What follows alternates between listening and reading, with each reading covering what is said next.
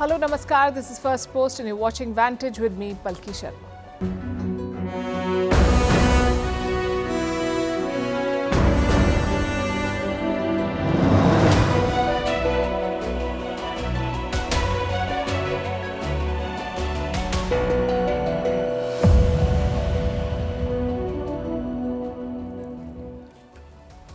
Our lead story tonight is about the economy, the global economy. It faces three major challenges, and another Cold War could mean losses worth trillions of dollars. We'll tell you what the projection and the analysis is. Meanwhile, in Europe, Viktor Orban pulled off a stunt. He's the leader of Hungary, blocking more aid to Ukraine and its EU membership. He is holding Brussels hostage and walking away with billions. We'll bring you all the drama. Also discussing the decline of Hong Kong, from one of the top financial hubs of the world to the only major market in the red. How China's policies are killing Hong Kong. Is Britain bankrolling Russia's war? Energy giant Gazprom is making millions from British territory, leading to an uproar in London. Can the US have a Hindu president? Vivek Ramaswamy was asked this question. His answer is winning him praises. We'll tell you what he said.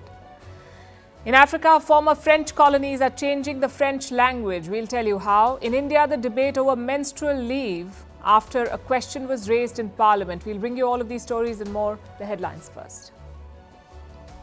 Shocking video from Ukraine. A councillor detonates grenades during a meet, injuring more than 25 people. It is not clear yet how many grenades were detonated or what was the motive for the attack.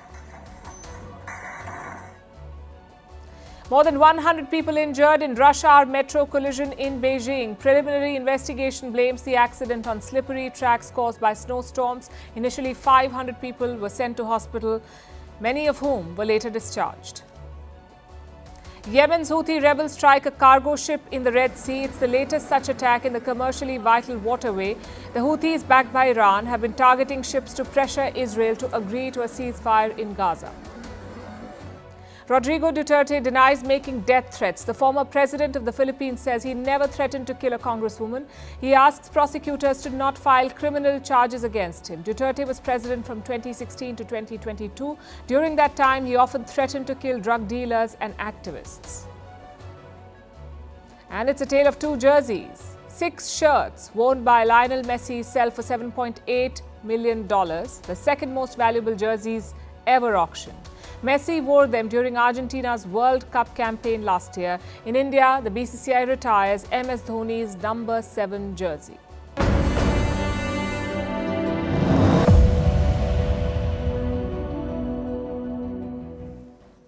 It's Friday and I'm sure you're looking forward to what lies ahead. So let me ruin it for you by saying that a storm is coming. The world economy is in a precarious position. The IMF has sounded an alarm. Gita Gopinath says a second Cold War is coming and it will cost us trillions of dollars. Gopinath is the deputy managing director of IMF. She says our world is more divided than ever before and this could reverse economic progress. A second Cold War could slash global GDP by 7%, which would mean a loss of $7 trillion and it would be hard to avoid. The global economy faces three major risks: a trade war, China's economic decline, and the increasing military conflicts. Let's start with the trade war. It's a clash between the superpowers, the United States and China. The world's leading economies, together they account for 43% of the global GDP. But since 2018, they've been at odds. That's when US President Donald Trump slapped tariffs on China. Beijing responded in kind, and it went downhill from there. When Biden took charge of the US, he tried to fix it by reversing Trump's tariffs, but it has not happened yet. He met the Chinese leader last month, that's Xi Jinping, and Xi Jinping said he wants stability. But his actions convey the opposite. China is targeting American businesses, raiding their offices and harassing their employees. So normalization does not look like an immediate possibility. And the economic impact is evident. The World Trade Organization gave an assessment. It says global GDP has lost 0.1% due to it. Economists say this figure does not tell the full story. The trade war will have wider ramifications. It is hurting globalization, breaking the global economy, forcing countries to choose camps and realign trade policies. So the trend is not encouraging, and China's decline could accelerate it. And that's the second risk. China is the world's second largest economy, valued at $18 trillion. That's 18% of the global GDP. But of late, China has been stumbling. Growth is sluggish, youth unemployment is at a record high, and loan defaults are surging. By November end, China had blacklisted more than 8 million people. These are people who defaulted on loans, both household and business debt. So China has blacklisted these citizens, 8 million. And the repercussions are serious. China has a law for this. If you're a defaulter, a declared defaulter, you cannot purchase plane tickets. You cannot even make mobile payments. And this is hurting both people and companies. For instance, manufacturers are struggling. Their profits are down by 9% this year. We're talking about some 13,000 companies. Their profits are down. And these companies are not just from China. They're from the US, Europe, Japan, and other leading economies. All of them depend on the Chinese economy. Let me explain how. China's consumer demand has fallen. People are spending less. So factories are churning out fewer goods and they're reporting a dip in profits. Then we come to the big investors. They're losing money in the Chinese market, so they're pulling it out of China. By August, they'd withdrawn about $10 billion. China's decline is bleeding major economies like Japan. In July, Japan reported a drop in exports. That's because demand from China had weakened. Businesses in Japan got fewer orders. Same with South Korea and Thailand. They've downgraded their economic forecast because both these countries depend on China for business. So China's problem is a global problem. The third risk is the surge in military conflicts. In the past 2 years, we've seen two major wars, Russia versus Ukraine and Israel versus Hamas. Both have jolted the global economy. The Russia-Ukraine war has led to losses of over $2 trillion. And the Israel-Hamas war could cost the world another $1 trillion. That's because it threatens to spread and turn into a wider regional conflict. And remember, these wars are still on, so the costs could rise. So to sum it up, there are three risks: the trade war, China's decline, and the endless military conflicts. They represent uncertainty for the global economy, and uncertainty is anathema to businesses. Unfortunately, there is no immediate solution in sight.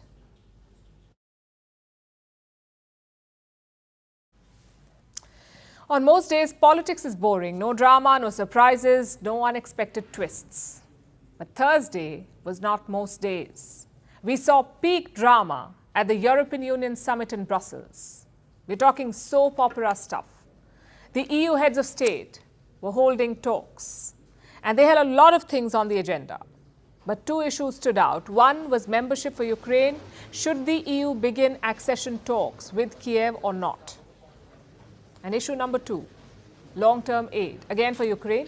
Now, the European Union has 27 members. 26 of them agreed on the first issue. They wanted to begin membership talks with Ukraine. 26 agreed, one of them did not. Hungary's Prime Minister Viktor Orban, he's been leading the country since 2010. He's also Russia's closest partner in Europe. So Orban said the time is not right. His opposition could have threatened the whole thing because in the EU, every member has a veto. Anyone can shoot down any proposal. All it takes is one veto. So what did they do? They innovated. You see, Orban had a clear dilemma. He did not want to vote yes to accession talks. At the same time, a veto was a bad look. 26 versus 1. It would have made him look bad. He would have been left isolated. So reports say German Chancellor Olaf Scholz proposed a solution. He pulled Orban aside and he told him, why don't you step outside during the vote? Grab a coffee. That way you won't have to support or veto. And that's exactly what the Hungarian leader did. He decided not to use his veto. Instead, he just left the meeting room, a bit like abstaining from voting. I didn't want Hungary to have to take such a bad decision on its conscience, and I said I didn't want to participate. Hungary doesn't want to be involved in this bad decision, so you do it on your own. And so I left the room. In his absence, the 26 members voted. They agreed to begin accession talks with Ukraine. It was certainly a surprise because most leaders had expected Orban to veto. They thought this summit would drag on. Even President Zelensky of Ukraine, he called it a remarkable result for his country.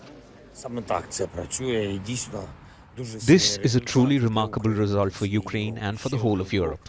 another step towards Ukraine's full membership in the European Union. I'm grateful to everyone who supported us and fulfilled exactly what we had agreed upon. No matter what happens, we are working, fighting and building up our strength, the strength of our beautiful Ukraine. Let's talk timetables now. How long will accession take?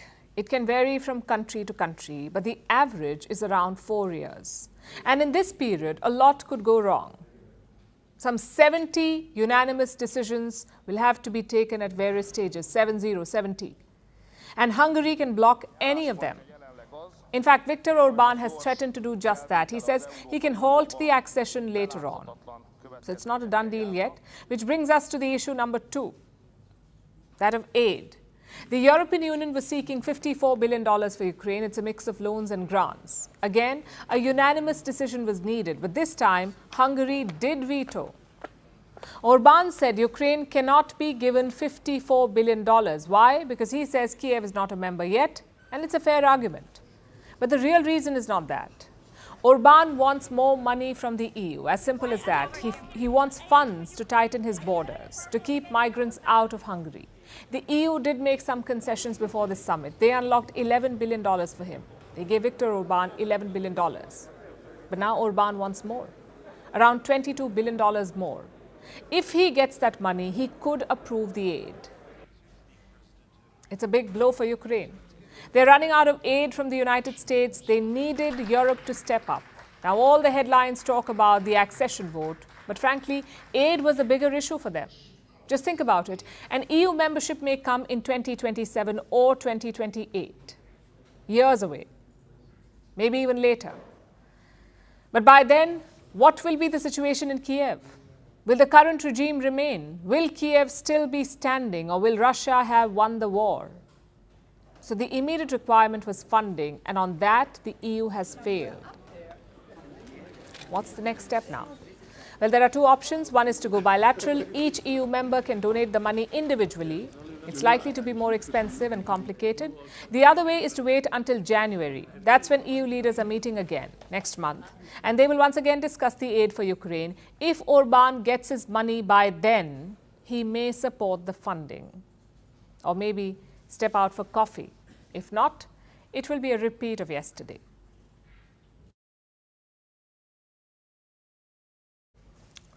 So the Hungary-Ukraine episode was dramatic, but it wasn't the only one that took place yesterday. 2 other countries have been trying to join the European Union, and they made some headway too: Moldova and Georgia. And this is very important because both these countries are former Soviet states, Moldova and Georgia, and both are now looking to embrace the EU. Moldova applied last year at the same time as Ukraine, and Georgia followed soon after. Now, Georgia is a small country with less than 4 million people, located at the border of Asia and Europe, between the Caucasian Mountains and the Black Sea. Georgia also borders Russia. In fact, like I said, it's a former Soviet state. Also the birthplace of one of its most famous leaders, one of the most famous Soviet leaders, Joseph Stalin. He was born in Georgia. So this was a communist stronghold. But yesterday, it became an EU candidate, and that is quite a shift in political affiliation. With great pride and great joy, I congratulate you on the historic decision. Georgia has become a candidate country for EU membership. Congratulations to all. I want to congratulate every citizen on today's historic day. This is truly a victory for our country and our people. Georgia's Prime Minister called it a victory. It is a defining moment when a former Soviet nation gets the EU nod. And Georgia's candidature did not come easy. Their president was quite blunt about this. We, Ukraine, Georgia and Moldova, are the examples of what it means to fight for freedom, to fight for Europe, for those common values that we share with Europe and stay true to them. And this is what we are celebrating today. The sped up process and the events taking place in Brussels today would not have happened without the fight and the devotion of the Ukrainian people and the cruel war that has been raging for almost 2 years now. For this, we need to express our deepest gratitude. She says Georgia would not have become an EU candidate had it not been for the Ukraine war. And she has a point. In many ways, Georgia was the first Ukraine. It started pivoting towards the West in the early 2000s. In 2006, Georgia worked out a deal with the EU, an action plan to move closer to the bloc. And then in 2008, Georgia began cozying up to NATO, the North Atlantic Treaty Organization, Russia's sworn enemy. Georgia wanted to join both the EU and NATO, the Western Economic Group and the Western Military Bloc. It was a clear rejection of its past. Moscow did not like it.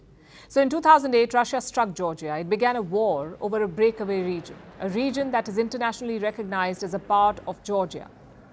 But it has been de facto independent since the 1990s, and Russian troops have been present there for decades, acting as peacekeepers. So in 2008, when Georgia showed interest in joining NATO, suddenly tensions flared up in this province. Fighting broke out, and Russia sent its forces into battle. Does that sound like coincidence? Well, Russia directly engaged in war against Georgia, and that put an end to Georgia's plans to joining NATO. Because NATO says an attack on one member is an attack on all. So they don't really want new members who are already fighting wars, especially against Russia. That meant Georgia's NATO ambitions were dashed. Moscow's play prevented a NATO country cropping up at its border. Does all of this sound familiar?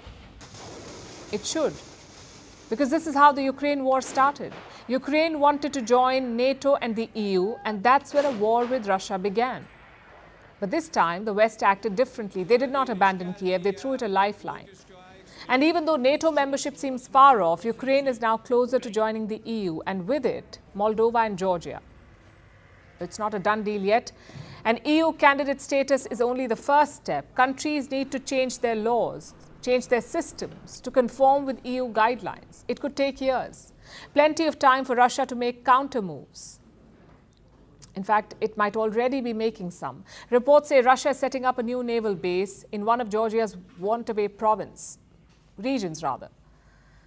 So Moscow still has some tricks up its sleeve, though losing ground in 3 former Soviet states is a setback.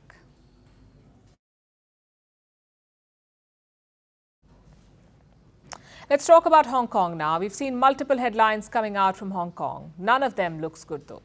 Just take a look. Hong Kong universities shrivel in Beijing's grip. India overtakes Hong Kong as the 7th largest stock exchange. Hong Kong elections fall flat with record low turnout. And the latest one, Hong Kong offers bounties on overseas activists. These are all recent headlines. All of them tell the same story. Hong Kong is not what it used to be. It is on the decline. We'll start with the bounties. The latest headline, Hong Kong is seeking information about 5 activists. All of them live abroad. If the information leads to arrest, a reward will be given. How much? Around $128,000. Now, just to be clear, these are not drug dealers or human traffickers. We're talking about activists, people who wanted democracy in Hong Kong. They've already been driven out of the city. Many of them now live in the US or the UK. They face charges under the national security law. Both London and Washington have condemned the bounty, but Beijing says it is necessary. By cheering on these anti-China individuals that are bringing havoc to Hong Kong, the United States and Britain are exposing their malicious intentions in messing up Hong Kong. What I want to emphasize is that Hong Kong is China's Hong Kong. Hong Kong affairs are purely China's internal affairs. It's not just activists, though. Investors and companies are also fleeing Hong Kong, especially American ones. The number of US firms has fallen for 4 years in a row. Last year, only 1,258 of them remained. That's the lowest since 2004. Hong Kong used to be the regional headquarters for most multinational companies. It was the Asian nerve center, but not anymore. MNCs with head offices in the city have dropped 8.4%. That's from 2019 to 2023. These MNCs have also downsized. They've shifted around 30% of their staff out of Hong Kong. And where are they now? Mostly in Singapore. Same with investors and fund managers. Hong Kong's banks used to manage vast quantities of assets. But now assets under them are down by 15%. Wealth managers say inflows are down by 80%. Imagine that, an 80% fall in funds in 1 year. All of this has pushed Hong Kong's stock market into a tailspin. Take a look at this. This is how major indices have performed in the last 5 years. America's Dow Jones, up by 65%. India's Sensex is up 100%. South Korea's Kospi is up 24%. The Japanese Nikkei is up 63%. The UK's FTSE is trading 13% up. Even China's Shanghai Composite is 17% up. Now look at the Hong Kong index, 34% down. The only major market that is in the red. What does that tell you? Investors have lost faith in Hong Kong. They're pulling money out of the city. And why just investors? Even tourists are not visiting like they used to. By the end of this year, 30 million tourists will have visited Hong Kong, which may sound like a lot. But in 2018, 65 million people had visited. So this is less than half. So to recap, companies are pulling out, investors are fleeing, and tourists are staying away. I guess the obvious question is why? In one word, China. Let's take you back in history. In 1997, the UK returned Hong Kong to China. Back then, Beijing made a promise. Hong Kong would get 50 years of autonomy. They could keep their capitalism and democracy. It was called One Country, Two Systems. But China broke that promise. Most of the trouble started in 2019. That's when massive pro-democracy protests broke out in Hong Kong. China cracked down with an iron fist. They also framed a new law for Hong Kong, a national security law. It called for strict punishment for anything anti-China. Activists could be extradited to Beijing, election candidates could be banned, and critical media could be raided. Basically, one country, two systems was over. That was strike one. Strike two was the pandemic. China enforced zero COVID measures in Hong Kong, so MNCs were caught in a bind. They had millions of dollars flowing through the city, but one fine day, the government shut shop. So the companies realized one thing: Hong Kong is not reliable. They had to spread their businesses out. All of this led to Western sanctions. Just look at the city's chief executive. His name is John Lee. He took charge in 2022, but before that, he was Hong Kong's security chief. Lee played a key role in cracking down on protesters. So even today, he is sanctioned. He cannot travel to most Western countries, meaning he cannot lobby for his city abroad. No trade expos, no economic forums, not even official visits.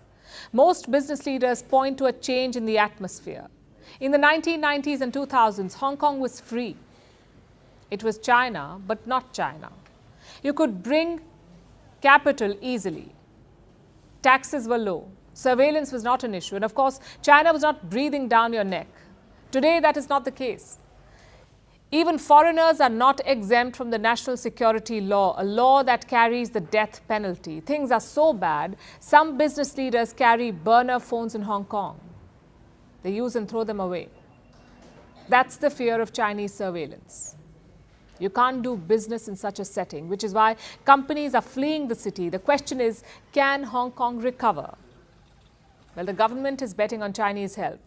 Around 77% of their stock market's value is from Chinese companies. It's inching towards a monopoly. But the problem is, China is not doing any better. They have their own problems. So if you think about it, Hong Kong is the perfect example of China's toxicity. Things were fine until the city was autonomous. Once that ended, so did the growth. You've heard about the Midas touch. Well, this was the touch of death.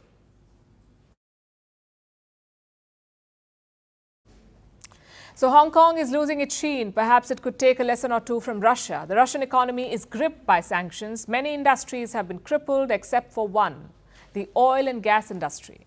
It is still making money hand over fist, even from its worst critics in the West. Russian energy giant Gazprom is still doing business with the UK. It operates a gas field in Europe. Last year, Gazprom earned over $45 million from there. The revelation has led to an uproar in London. Is the UK funding Russia's war? Our next report explores. Last month, Russia's finance ministry made an announcement. Moscow had achieved a new milestone. Russia's oil and gas revenues made a new record. In October, Moscow earned over $17 billion, their highest since April 2022. This revelation was an indictment for the West. Their sanctions regime remains ineffective. Global oil prices are rising, and Russia has capitalized on the surge. Western powers have tried to limit Moscow's earnings. They had introduced a price cap, a ceiling of $60 per barrel, but it has proved to be ineffective. These failures highlight the limitations of sanctions. Russia can still exploit many loopholes. One of them is this gas field. It is called Silimanite. The Silimanite field is spread across British and Dutch waters. Russia's Gazprom has rights to use it. They started production from Silimanite in 2020. For 3 years, Gazprom has gone about its business here, despite the war in Ukraine and Western sanctions. Wintershall, a German company, is Gazprom's partner in this project. Together, they supply gas to Europe. The gas is produced at Silimanite and supplied to the region through the Netherlands. Last year, the Russian-German joint venture did good business. They earned over $45 million from this field. This disclosure has caused an uproar. British politician Ed Davey is the leader of the Liberal Democrats. He has put Gazprom under a spotlight. Davey says Gazprom is drilling gas from the UK's territory, and this is totally unacceptable. But Gazprom isn't doing anything illegal. Even though the UK has sanctioned Gazprom executives, the energy giant itself faces no sanctions. Gazprom still supplies gas to Europe. In fact, the demand has only risen. The European Union has imported a record volume of gas from Russia. From January to July, imports to the region shot up by 40%. This surge was driven by 2 European nations in particular, Belgium and Spain. They were among the biggest buyers of Russian gas in the world. China came first. Belgium and Spain were ranked second and third. Europe still remains addicted to Russian gas. 12% of the EU's supply still comes from Russia, even though the bloc has vowed to stop Russian imports. The EU has set a deadline. It wants the ban enforced by 2027. Moscow remains skeptical. It says Brussels won't succeed in this endeavor. This is yet another attempt to create a pseudo-legal scheme to harm the competitiveness of our country's economy. They won't be able to achieve this. They couldn't do it before, and they won't be able to do it now. The momentum is clearly in Moscow's favor, and despite their best attempts, Europe is far from weaning itself off from Russian energy.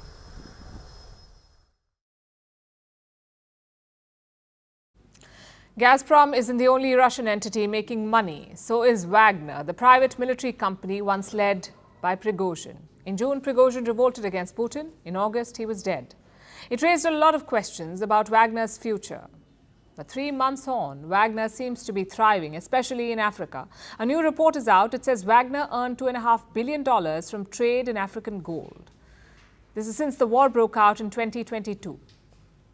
So if you calculate, that's around $114 million every month. That's a lot of money. Money that is believed to be filling up Russia's war chest. So is Putin profiting from African gold? Our next report tells you. Температура плюс 50. Все как мы любим. That was Yevgeny Prigozhin, the former Wagner chief, a man who revolted against Putin and then died in a plane crash under suspicious circumstances. This is his last video clip before his death. It was from Africa. Prigozhin can be seen with a rifle, dressed in military overalls, calling for justice for African nations. The Wagner Group is a private military company. It's present in many continents, but in Africa its foothold is unmatched. Wagner is present in several countries, mainly Central African Republic, Mali, Sudan and Libya. Its presence here is built on 2 things, blood and gold. African nations give Wagner security contracts. Wagner, on the other hand, keep their regimes in power. They provide security, military training and protect natural resources, all for money and more resources.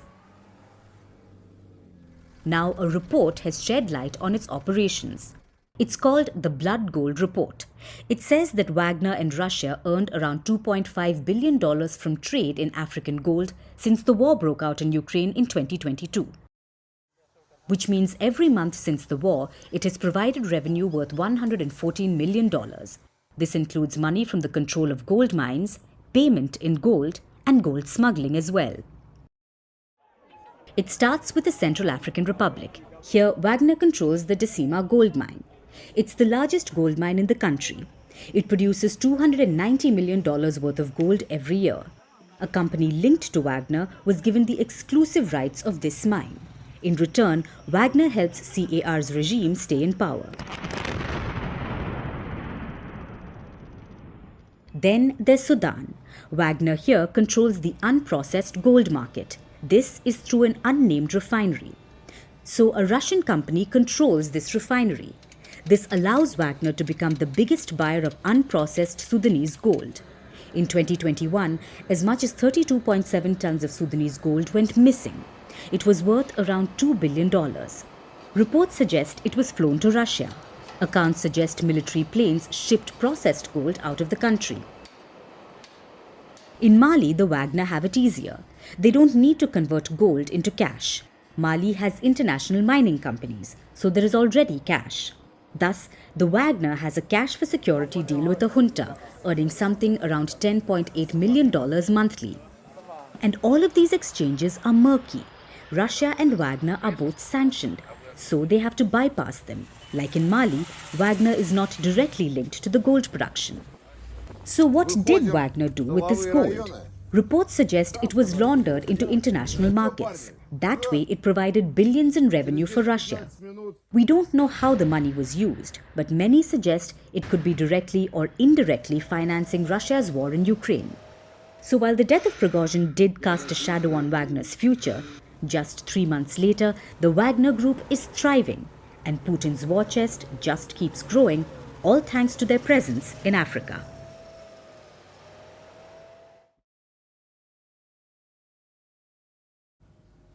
What does it take to be the President of America? Nowadays, the bar is low, age is clearly not an issue, neither is impeachment or criminal cases. But what about religion? The US is a majority Christian country. Around 63% of its population is Christian. So can a non-Christian effectively lead the country? That was a question put to Vivek Ramaswamy this week. He is a Republican candidate for president. He is also an Indian American. Ramaswamy was born in the US, but he's a Hindu. So can he be an effective US president? This is what he was asked. Listen to his answer. I'm quoting, "I am a Hindu. I won't fake my identity. Hinduism and Christianity share the same value set in common. My faith teaches me that God puts each of us here for a purpose, that we have a moral duty to realize that purpose. That God works through us in different ways, but we are still equal because God resides in each of us." It's a good answer.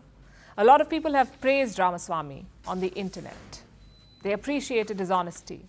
He admitted that he is not the best president to spread Christianity, but he also said that is not the president's job. Again, true. A president's job is to make policy to give people safety and prosperity. Their religion should not be a factor, at least in a secular country. But who are we kidding?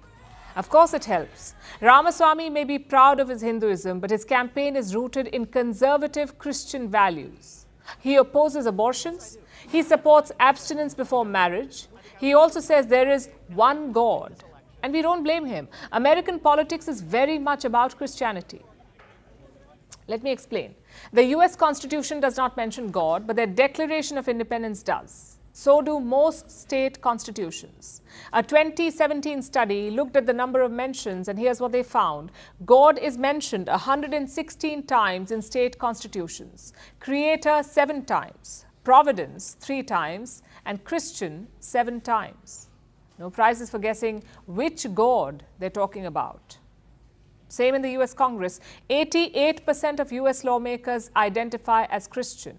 But like I mentioned, only 63% of the general population is Christian. What about US presidents? Most of them were Christians. Only 3 of them are doubtful. Thomas Jefferson, Abraham Lincoln, and Andrew Johnson. Their affiliation is unknown. The rest were Christians. Also, there's just one religious federal holiday in the US, and that is Christmas. What does all of it tell you? Being a Christian does help in American politics. And don't get me wrong, it does not mean that religious minorities are in crisis or they're being systematically denied access. It's just a key factor in US politics. Just look at the last elections. Joe Biden released an entire campaign video on faith. Take a look. Personally, for me, faith, it's all about hope and purpose and strength. And for me, my religion is just an enormous sense of solace. I go to Mass and I say the Rosary. I find it to be incredibly comforting. And Kierkegaard said, faith sees best in the dark. I'm sure you saw the pictures. Biden in a church, Biden with the Pope, Biden with the Rosary.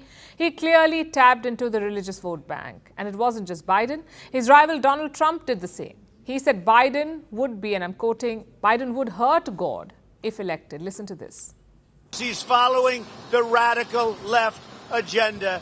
Take away your guns, destroy your Second Amendment, no religion, no anything, hurt the Bible, hurt God. He's against God, he's against guns, he's against energy, our kind of energy. They're doing this for a reason. 20% of Americans want their president to have very strong religious beliefs. 32% of them prefer somewhat strong religious beliefs. My point is, they like religious presidents, which is why Vivek Ramaswamy keeps getting these questions. But has that affected his popularity? Well, Ramaswamy is number 4 in the polls. He's got 5% support. Donald Trump is way ahead at 61%. I guess religion or not, that's a losing race. But kudos to Vivek Ramaswamy for being proud of his identity, for not downplaying his religion. It makes for good headlines, if not a winning strategy.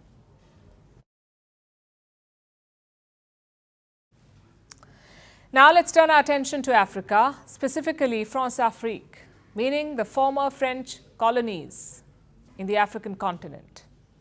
They're witnessing a revolution. Not another coup, but a sort of cultural revolution. These former French colonies are overthrowing an unusual oppressor, the French language, or rather the traditional proper version of French. And here's something you may not know. Of all the French speakers in the world, Africa is home to about 60%. And in a few decades, this will go up to 80%. 80% of the world's French speakers will be Africans. The Democratic Republic of Congo already has more French speakers than France. So obviously, local African languages are influencing their French and changing the French language. Here's our report. What comes to your mind when you think of the heart of French culture? Perhaps you think of the Eiffel Tower or the Arc de Triomphe, maybe a moonlit stroll along the bank of the Seine River. But have you ever thought of a walk beside the Congo River in Kinshasa instead? Maybe you should, because in a few years, the DRC's capital, Kinshasa, may become the world's most populous French-speaking city.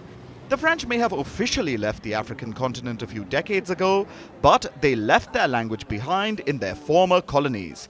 And France-Afrique is giving the French language an African twist.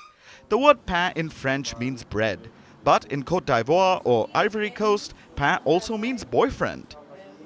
Choco, the short form of chocolat or chocolate, is now a euphemism for sweet. So men should be taking it as a compliment if they're ever referred to as chocolate bread in French. This is just one example of how the French language is changing, and a lot of it is due to African nations taking ownership of their former colonizers' language. Today, 60% of all French speakers live in Africa, and that number will keep growing. Europe is graying while Africa is a young continent. In the next few decades, 4 out of 5 French speakers will be based in Africa. The twist to the language isn't unique to African French. Most former colonies have made their oppressors' language their own. Look at India and English. Have you ever heard of the term prepone? It's the opposite of postpone, short for bringing some predetermined arrangement forward in time. This handy little word isn't technically proper English. It's an invention by Indians, and the English language seems far less cumbersome because of it. There are, of course, numerous other examples. Terms like doing the needful, passing out of school or college, or going out of station are all Indianisms. In much the same way, Africanisms are bound to leave the French language a bit more joyful. Ironically, France, the country which coined the term lingua franca, may linguistically get left behind, especially considering some of their more recent moves. Last month, French President Emmanuel Macron inaugurated one of his most expensive cultural projects, the International City of the French Language. It's a museum located in northern France, one that's dedicated to preserving classical French. The museum may actually be a good idea, because of how Africa has been reacting to its colonial past lately. Some former French colonies have moved to remove French as their official language. Mali and Burkina Faso have done it this year. Others may follow. But even if they don't remove it, the former African colonies will continue putting their spin on the French language. So maybe Macron's museum will be the last place to find classical French. As for Africa, the French there will remain a little sweeter, or should we say choco.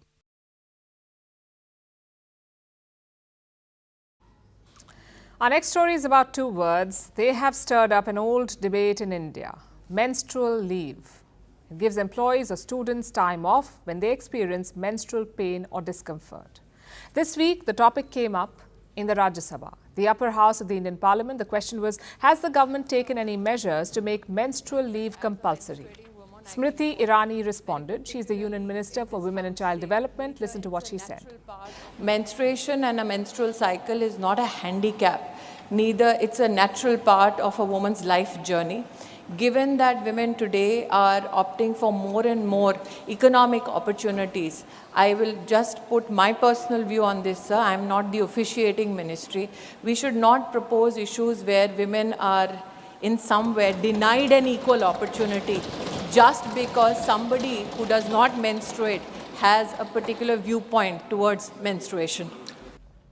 These remarks have kicked up a storm, which is not surprising. The world over, this debate has been on. Many are against it, even those who menstruate themselves. Some are in favor, and policies are few and far between. Japan, Indonesia, South Korea, Vietnam, and Zambia have a menstrual leave policy. This year, Spain joined the club, the first among European nations. In 1992, Bihar became the first state in India and one of the first few worldwide to introduce a menstrual leave policy for employees. This year, Kerala allowed the same for college students. Their argument is simple: more than half the women are in pain when they menstruate. They pop a pill or they take some rest and go about their business. But they're still in discomfort. In some cases, the problem is manageable. In others, it becomes debilitating. 25% of the women who menstruate can experience severe cramps. Some studies say they can be as painful as a heart attack. Some women can have fainting spells. Some may even require hospitalization. Now, these are the worst case scenarios, but even on the best days, periods hinder productivity. Research says employees lose about 9 days' worth of productivity a year. In the Netherlands, 14% women took time off during periods. In India, 40% girls miss school during periods. So if you know the problem, if it happens every month, if it affects a major chunk of your population, why not introduce a policy that eases the suffering? Because the debate of period leave is a nuanced one. And here is the flip side.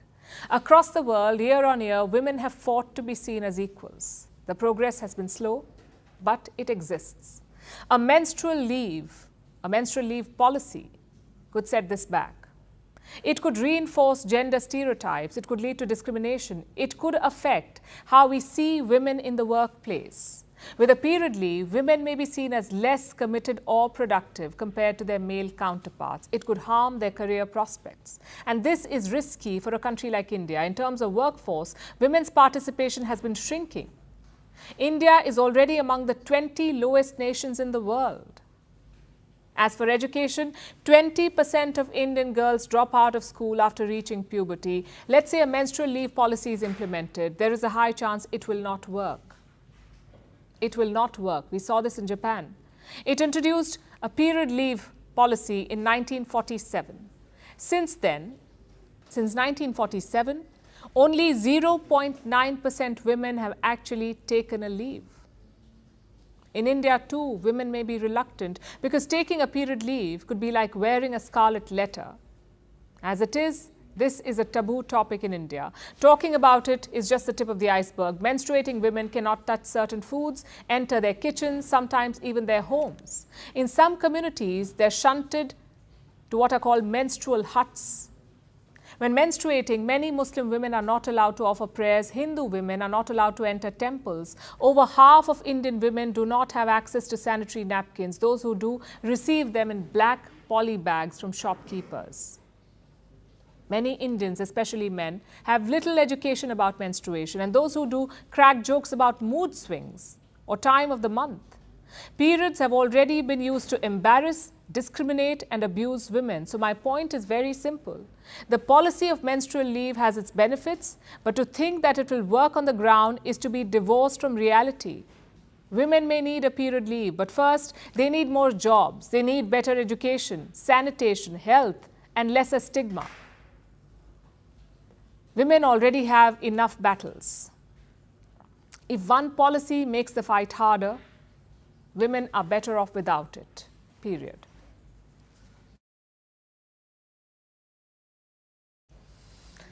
Our last story tonight is about gig workers, your delivery riders, your Uber drivers. They fuel a multi-billion-dollar economy, but the conditions they work in are often a problem. Plus, there is no one set of rules. Usually, they're at the mercy of their company. So Europe has come up with a solution, a new legislation. It's a historic deal for the European Union. Once approved, gig workers will be reclassified. They can be registered as full-time employees, which would mean a higher pay and labour rights like insurance and other protections. So will this change Europe's gig economy? Our next report explores. The European Union has finally reached a deal that could change the life of 5.5 million workers. People who deliver food, people who offer rides, people labouring on digital platforms, people who fuel the gig economy. For years, they haven't had conventional workers' rights, but that could change soon. It's called the Platform Worker Directive. The plan came originally in December 2021. It was to boost protections for gig workers. The EU mulled on it for some time, and it looks like after 2 years, they've reached a consensus. A bid to stop the gig economy exploitation. If approved, it could reclassify them as full-time employees. That means many things, such as a minimum wage, paid leave and unemployment benefits. Also, there will be transparency. Platforms will have to tell workers if they are being monitored or even managed by algorithms. The EU says these 5.5 million workers are not gig workers but permanent employees, so they must have the benefits. The companies, however, disagree. Digital platforms have a problem with this, the likes of Uber and Deliveroo. They say workers have full autonomy and flexibility. They can work whenever they like, which doesn't make them permanent employees, but the EU is not buying their claims. Will this help revamp the gig economy? The deal is meant to clean up the grey areas, the ones that exist between these platforms and their employees, the grey area of legislation. It would clear up the employment status of millions, give them insurance, give them rights, and save them from abuse. But for companies, it will be a costly exercise. They will have to spend billions for these rights, which is why they are likely to challenge it. Either way, member states too need to sign up for it, which means this could take some time. On paper, it's a historic deal, but there could be some compromise in the coming days, especially with companies fighting back.